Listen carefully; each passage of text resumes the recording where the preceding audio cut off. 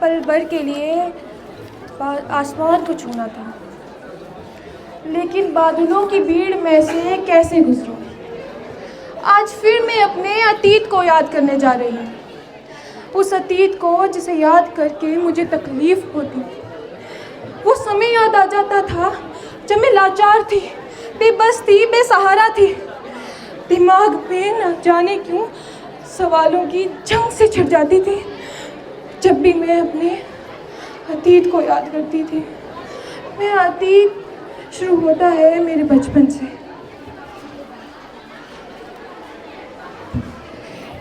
एक दो तीन चार, ये मैं जीत गई, मैं जीत गई। मैंने कहा था ना मैं जीतूंगी, मैं जीत गई। बचपन जो उम्र होती ही है सपने देखने की, लेकिन कहते हैं ना कि सपनों की उम्र लंबी नहीं होती, इसलिए आ गया पैगाम।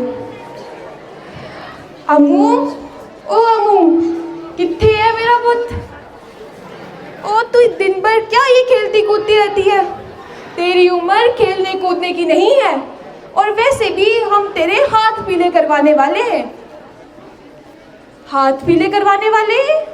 लेकिन बापू मेरे हाथ तो चंगे हैं, इन्हें क्यों पीले करवाना है?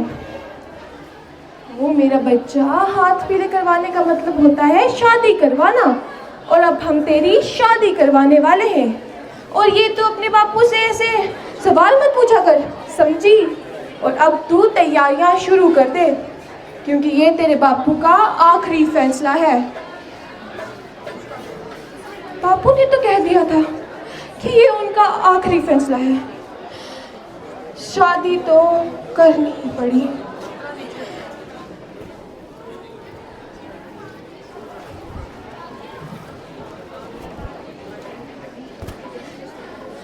माँ, माँ, क्या ये जरूरी था? क्या आपके पास मेरी शादी कराने के सिवा कोई और रास्ता न था, जो आपने मुझे जबरदस्ती विदा कर दिया? और ना मेरा पुत्र, ऐसे दिल छोटा नहीं करते।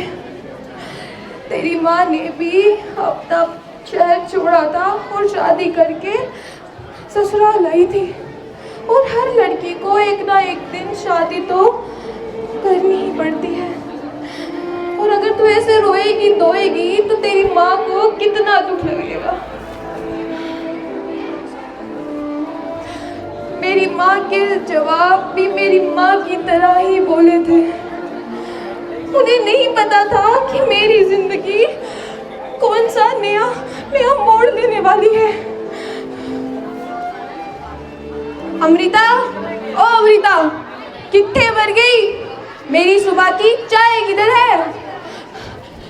जी जी, अभी आई, अभी लाई अपनी चाय। ये लीजिए आपकी चाय। ओ एथेला, इसे तू चाय कहती है? तेरी माँ ने तुझे सिखाया नहीं कि चाय कैसे बनती है? कसम से इस औरत से शादी करके मेरे तो कर्म ही फूट गए। एक दिन होता, 2 दिन होता तो सह लेती, लेकिन प्रीतम का तो काम बन गया था मुझे रोज रोज मारना पीटना। इस चीज से दुखी होकर मैंने निर्णय लिया कि मैं अपनी माँ के घर वापस लौट जाऊंगी और इस इंसान से कहीं दूर चली जाऊंगी। लेकिन मेरी माँ ने मुझे ठहरने से मना कर दिया, जिन्होंने मुझे पाला पोसा इतना बड़ा किया, आज वो मुझे अपने साथ रखने को तैयार नहीं थे। इस चीज से दुखी होकर मुझे वापिस उस नर्क में जाना पड़ा जहां से भागकर मैं आई थी। जी मैं आ गई। ओ आ गई महारानी, बिता आई सुकून के पल अपने मायके में। सिखाया तुझे तेरी माँ ने चाय बनाना या नहीं? वैसे तू मुझसे पूछे बिना घर से बाहर कैसे गई? तुझे तो मैं अभी बताता हूँ।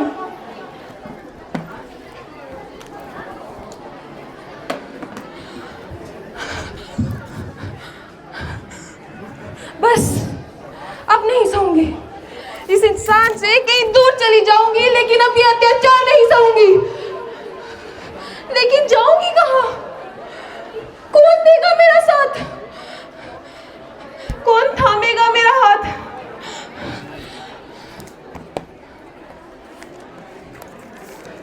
ये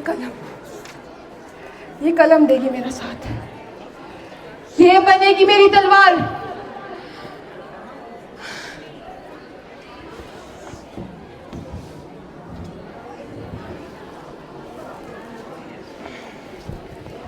बस और कितना याद करूं अपने अतीत को, जिसे याद करके एक समय मुझे ऐसा लगता था कि मैं मर जाऊंगी, इस अत्याचार को और नहीं सहन कर पाऊंगी।